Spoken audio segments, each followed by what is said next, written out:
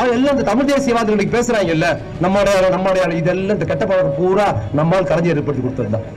இவருதான் கத்து கொடுத்தாரு இவங்களுக்கு.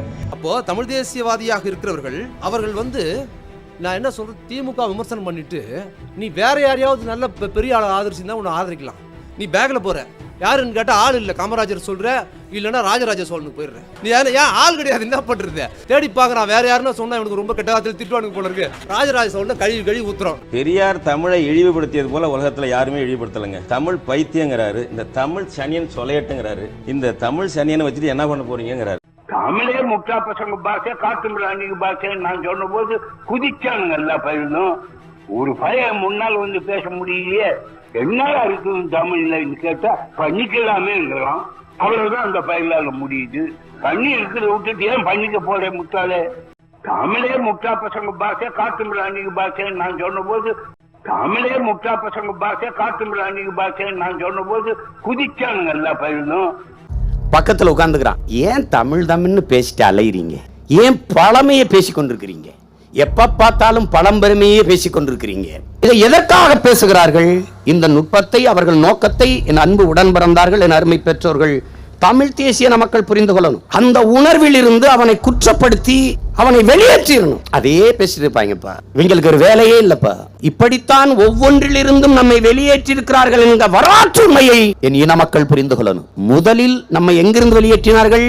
உங்கள் வழிபாட்டில் உங்கள் தாத்தனும் பாட்டனும் மூதாதையரும் கட்டி எழுப்பிய கோயிலே உங்கள் தாய்மொழியில் வழிபாடு இல்லை. உன் மொழியை தூக்கி வீசியாச்சு. பள்ளி கல்விகளில் இருந்து, கல்லூரிகளில் இருந்து எங்கள் தாய்மொழியை தள்ளினார்கள். எங்களின் நீதிமன்றங்களில் இருந்து எங்கள் தாய்மொழியை தள்ளினார்கள். வரலாற்றில் இருந்து புறக்கணித்தார்கள். உழைப்பில் இருந்து எங்களை வெளியேற்றினார்கள். சோம்பி இருக்க வைத்து இலவசங்களை தந்து எங்களை அங்கே இருத்தினார்கள். அடிமை சிந்தனையே எங்களுக்கு ஆள தந்தார்கள். எங்கள் கைகளில் கால்களில் விளங்கியிருந்தால் உடைத்து நொறுக்கி இருப்போம். ஆனால் எங்கள் சிந்தனைகளில், எங்கள் உலகில் அடிமையாக சிந்தனையில் விலங்கு போட்டு வீழ்த்தினார்கள். அன்பிற்குரிய தம்பி தங்கைகளே, இங்கதான் கவனமா இருக்கணும்.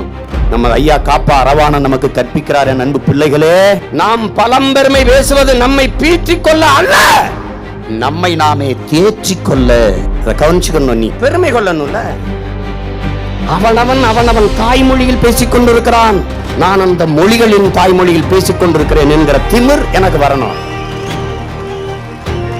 உலகம் முழுமைக்கும் பரவி வாழ்ந்தவன், தெற்காசிய பிராந்திய முழுமைக்கும் பரவி வாழ்ந்தவன் நான்.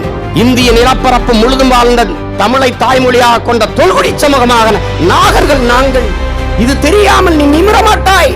வரலாற்றை மறந்துவிட்டு எந்த இனமும் எழுச்சி பெறாது என்கிறான் புரட்சியாளர் லெனின். தன்னின வரலாறை அறியாதவன் சுடுகாட்டில் இறந்து கிடக்கிற பிணத்திற்கு சமமானவன் என்கிறான் ஓசிமின். வரலாற்றை படிக்காதவன் வரலாற்றை படைக்கவே முடியாது என்கிறார் புரட்சியாளர்.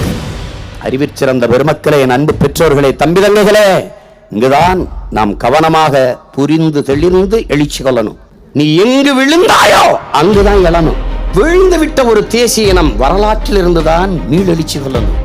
வரலாற்றில் இருந்து உன்னை மறைத்தார்கள், உன்னை நிராகரித்தார்கள். அழகுமுத்துக்கோனையோ, சுந்தரலிங்கத்தையோ, வேலுநாச்சியாரையோ, பூலித்தேவனையோ, முப்பாட்டன் தீரன் சின்னமலையோ, பண்டாரவன்னியனையோ, பெரும்பிடுகு முத்தரையரோ நீ படித்து விட்டால் என் முன்னோர்கள் பெருமைக்குரியவர்கள் என்ற திமிரும் பெருமிதமும் உனக்கு வரும். நீ நிமிர்வாய். நான் யாருன்னு தெரியுமா? இன்னைக்கு அற்ப சாதி பெருமை பேசியிருக்கிற நீ மொழி இனப்பெருமை பேசி நிமிர்வாய். இனம் ஒன்றாவோம், இலக்கை வென்றாவோம். இலக்கு ஒன்றுதான், இனத்தின் விடுதலை.